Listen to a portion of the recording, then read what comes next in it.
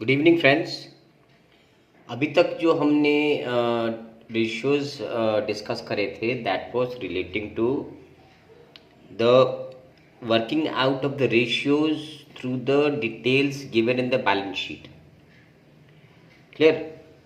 यानी हमें balance sheet दिया हुआ होता था, वहाँ से हम लोग विभिन्न रेशियोज निकालते थे। जैसे शॉर्ट टर्म लिक्विडिटी रेशियो निकाले थे, फाइनेंशियल रेशियोज निकाले थे, एक्टिविटी रेशियोज, प्रॉफिटेबिलिटी रेशियोज। तो ये सारे रेशियोज हम लोग बैलेंस शीट्स के दिए हुए डिटेलिंग्स के आधार पे निकालते हैं। आज जो टॉपिक डिस्कस करेंगे वो ये है कि हमें रेशियोज दे रखे हैं अलग अलग, और उन रेशियोज के सहायता से हमें स्टेटमेंट ऑफ प्रॉफिट लॉस बनाना है।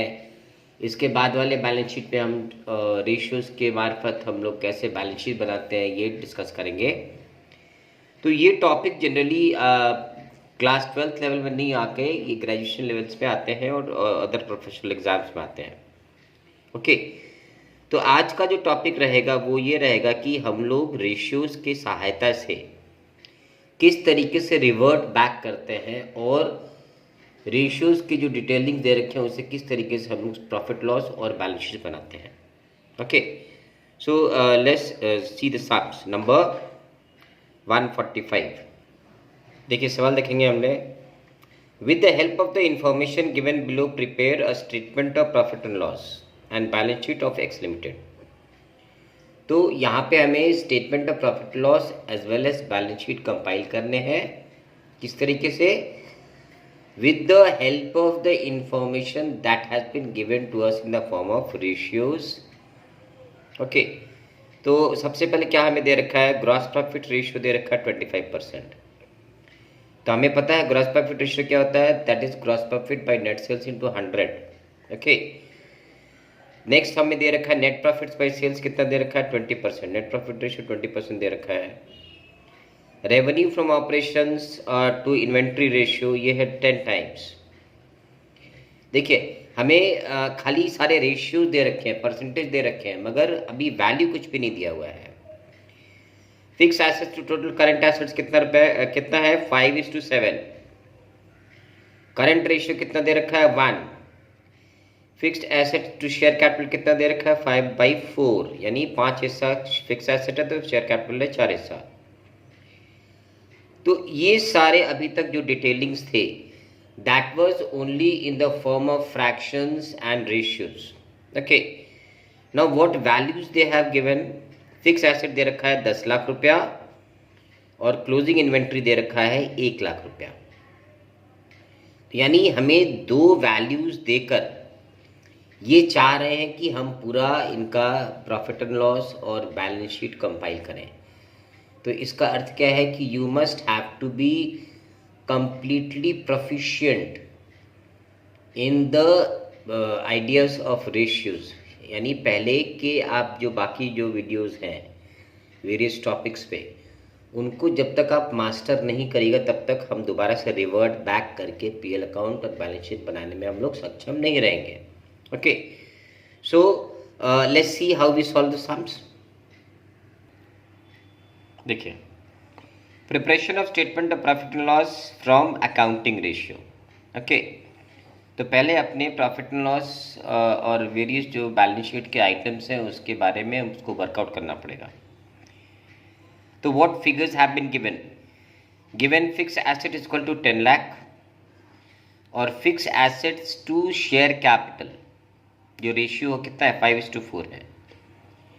यानी जिस चीज का हमें वैल्यू दे रखा है उस चीज के कंसर्निंग रेशियो के साथ हम आगे बढ़ना स्टार्ट करेंगे। ओके, और ग्रेजुअली जैसे जैसे हमारे पास इंफॉर्मेशन कन्वर्ट होते जाएंगे उससे रिलेटेड रेशियोज में हम लोग कनेक्ट करते जाएंगे। ओके, तो चूंकि हमें फिक्स एसेट्स का वैल्यू दे रखा है तो we will first out what else has been connected to the fix assets. तो क्या बता रहे हैं इसमें? Fix asset to share capital कितना है? 5:4, यानी 5 हिस्सा बराबर अगर 10 लाख है फिक्स एसेट है तो इसका 4 हिस्सा क्या है? शेयर कैपिटल है। तो शेयर कैपिटल का वैल्यू कैसे निकालेंगे हम लोग? Share capital equal to 10 lakh, ये था value of fixed assets, divide by fix asset का रेशियो कितना है 5 इंटू 4, यानी 8 लाख रुपया जो है वो हो गया हमारा शेयर कैपिटल। ठीक है, ये हमारा पहला इंफॉर्मेशन निकल आया। अच्छा, अब आगे क्या बता रहा है, fix assets to total current assets. ठीक है, फिक्स एसेट के साथ हमारा ये टोटल, हाँ, फिक्स एसेट्स के साथ हमको शेयर कैपिटल दिया तो ये हमारा निकल आया। अब फिक्स एसेट के साथ टोटल करंट एसेट दिया, वो कितना दिया है 5:7, यानी 5 हिस्सा बराबर 10 लाख, तो 7 हिस्सा करंट एसेट कितना होगा, तो टोटल करंट एसेट कैसे निकलेगा, 10 lakhs is the value of fix asset divide by 5 is the ratio of the fix assets into 7 that is the ratio of the current assets. तो हमारा टोटल करंट एसेट्स का value कितना हो गया 14 लाख रुपया। Okay, अच्छा, अब जो है सवाल में हमें एक इंफॉर्मेशन और भी दिया हुआ है, वो क्या दिया हुआ है, क्लोजिंग इन्वेंट्री। तो हमें ये पता है कि करंट एसेट्स के अंदर आता है क्लोजिंग इन्वेंट्री। ओके, तो अदर करंट एसेट्स कितने हो गए, अगर टोटल करंट एसेट 14 लाख का है जिसमें कि इन्वेंट्री है 1 लाख का, यानी बाकी जो करंट एसेट्स क्या वैल्यू है उनका, so therefore other current assets equal to what, 14 lakh ये निकला था यहाँ पे, माइनस 1 लाख जो क्लोजिंग इन्वेंट्री है, यानी 13 लाख जो है वो हो गया हमारा अदर करंट एसेट्स। ओके, और ठीक है, तो ये 13 लाख निकल आया। तो अब करंट रेशियो कितना दे रखा है, current ratio equal to current assets by 1/1, है ना, 1 दिया हुआ था, यानी जितना मेरा करंट एसेट्स आया है टोटल करंट एसेट्स उतना ही हमारा करंट लायबिलिटी होगा। तो करंट लायबिलिटी का फिगर क्या होगा, 14 lakh divide by current asset ratio equal to 1 into current liability ratio, ये भी 1 हो गया, यानी करंट लायबिलिटी भी हमारा टोटल करंट एसेट्स के बराबर होगा, that is 14 lakh rupees. Okay, next, what information has been given to us further, revenue from operations यानी सेल्स। रेवेन्यू फ्रॉम ऑपरेशन का मतलब क्या होता है, सेल्स। सेल्स बराबर कितना, इन्वेंट्रीज 10:1, यानी जितना इन्वेंट्री है उसका 10 गुना हमारा सेल्स है। तो रेवेन्यू फ्रॉम ऑपरेशन कैसे निकालेंगे हम लोग, 1 lakh is the value of inventory, inventory ratio 1 है इंटू 10, यानी 10 लाख रुपया हो गया हमारा सेल्स। क्लियर, तो अब इसके बाद हमारे पास आ गया सेल्स आ गया, तो सेल्स से क्या क्या रेशियो कनेक्टेड है, सेल्स से जो रेशियो कनेक्टेड है that is the gross profit and the net profit. Okay, तो see what is the gross profit given, gross profit ratio जो दे रखा है that is 25% of revenue from operations. Okay, यानी जो भी आपका सेल्स हुआ है, जो भी आपका रेवेन्यू फ्रॉम ऑपरेशंस हुआ है उसका 25% जो है हमारा ग्रॉस प्रॉफिट है। तो ग्रॉस प्रॉफिट का वैल्यू कितना हो जाएगा, 25/100 इंटू सेल्स कितना निकल के आया है 10 लाख, यानी हमारा जो ग्रॉस प्रॉफिट है वो हो जाएगा 2.5 लाख रुपया। क्लियर, तो 2.5 लाख हमारा ग्रॉस प्रॉफिट निकल आया।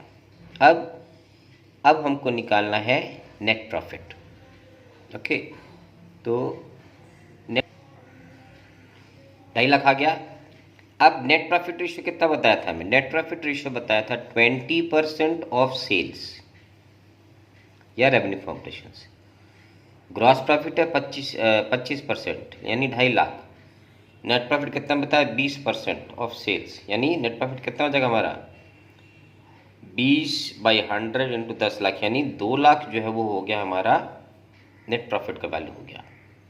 क्लियर, तो स्टूडेंट्स हमें ये पता है कि जब हमारा जो ग्रॉस प्रॉफिट आता है वो हम लोग ट्रांसफ़र करते हैं प्रॉफिट एंड लॉस अकाउंट में, और प्रॉफिट एंड लॉस अकाउंट में जितने भी हमारे ऑपरेटिंग एक्सपेंसेस होते हैं, जो भी इनडायरेक्ट एक्सपेंस होते हैं, जो ऑफिस मेंटेनेंस के, जो ओवरहेड्स के होते हैं, फैक्ट्रीज़ के होते हैं, प्लस सेलिंग डिस्ट्रीब्यूशंस के होते हैं, उन सारे खर्चों को दिखाते हैं और उनको ग्रॉस प्रॉफिट से डिडक्ट करने के बाद जो आता है फिगर वो होता है हमारा नेट प्रॉफिट।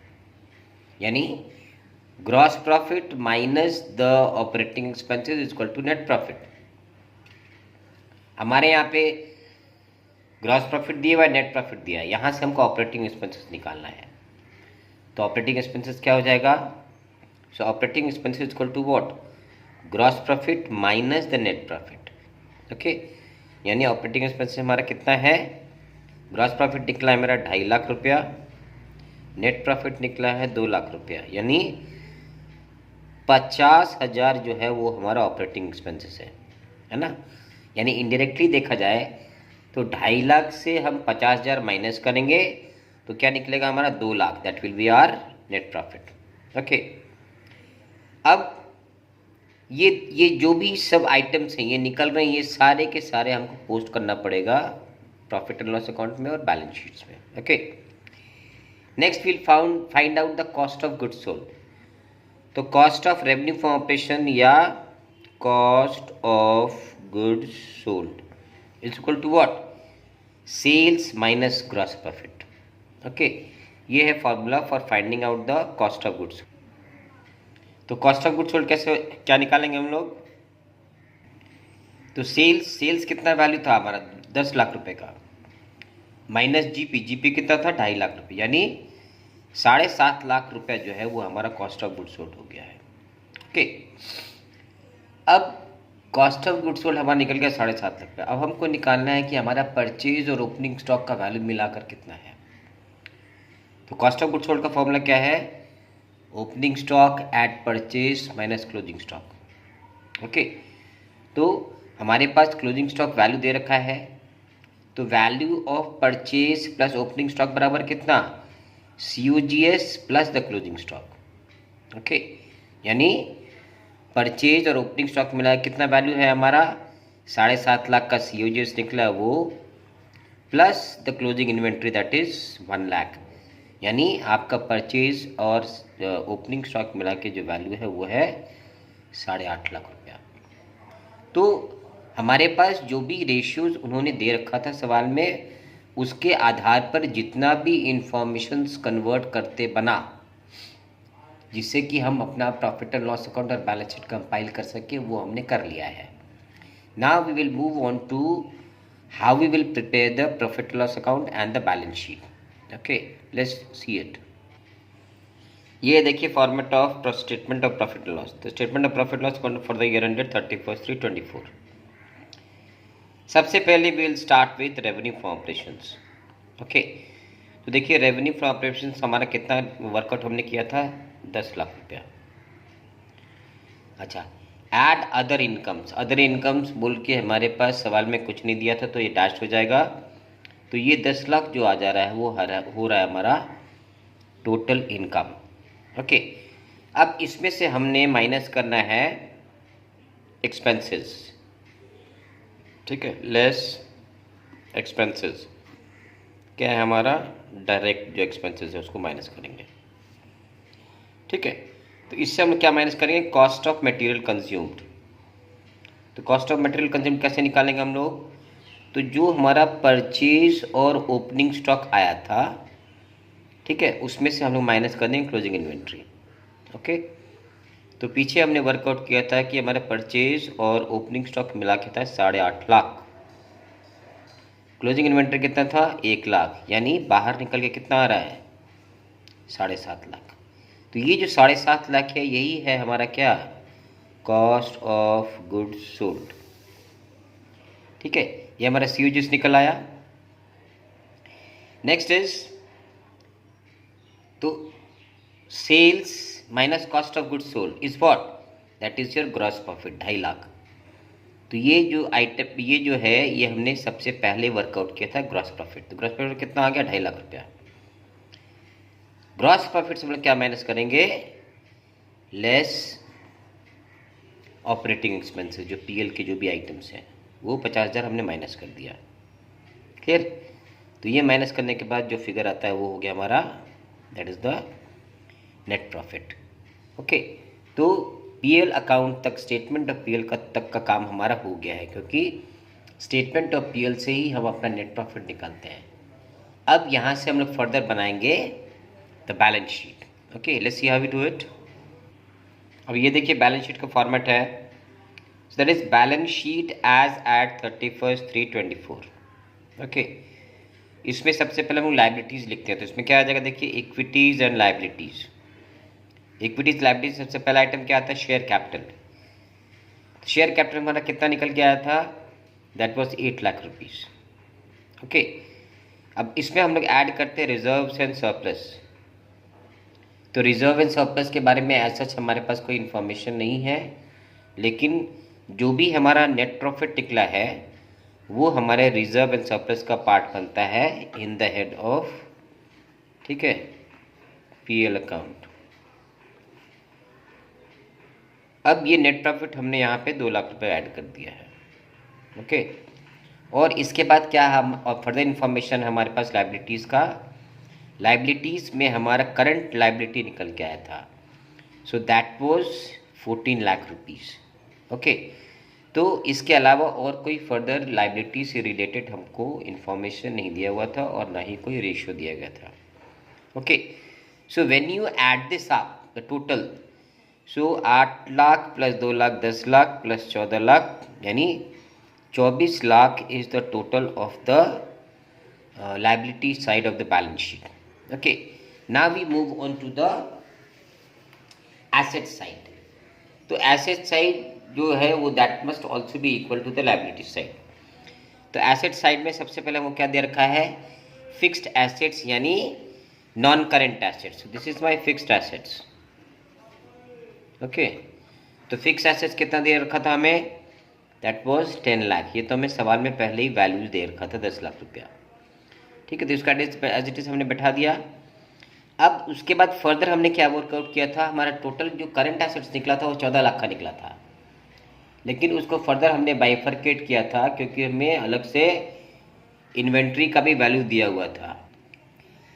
इन्वेंट्री वैल्यू जो दे रखा था that was 1 lakh rupees. Okay, so 14 lakh में से अगर 1 लाख इन्वेंट्री तो अदर करंट एसेट्स कितना हो गया, 13 लाख। तो देखिए करंट एसेट्स के अंदर ये हमने अलग से बाइफरकेट कर दिया है, other current assets equal to 13 lakh and inventories is 1 lakh rupees. Okay, and no further other informations are given, so we will have to add this up. तो 10 लाख हो गया फिक्स्ड एसेट्स प्लस 13 लाख हो गया अदर करंट एसेट्स 23 लाख और 1 लाख हो गया inventories, सो 24 लाख हो गया हमारा total current total assets. So that means what, your balance sheet is correct. तो इस तरीके से हम लोग जो है वो जो रेशियोज दिया होता है, जो अलग अलग जो फार्मूलाज दिए होते हैं उनके आधार पर फैक्ट फाइंडिंग करके वैल्यूज फाइंड आउट करके हम लोग जो है वो स्टेटमेंट ऑफ पीएल और बैलेंस शीट का कंपाइलेशन करते हैं, ठीक है। तो let's keep it till here. Next video will be on some more solution and compilation of the balance sheet. Okay, till then keep studying, and if you have any queries or questions, please do write in the comment box, and please like, subscribe and share this channel as much as you can. Okay, thank you and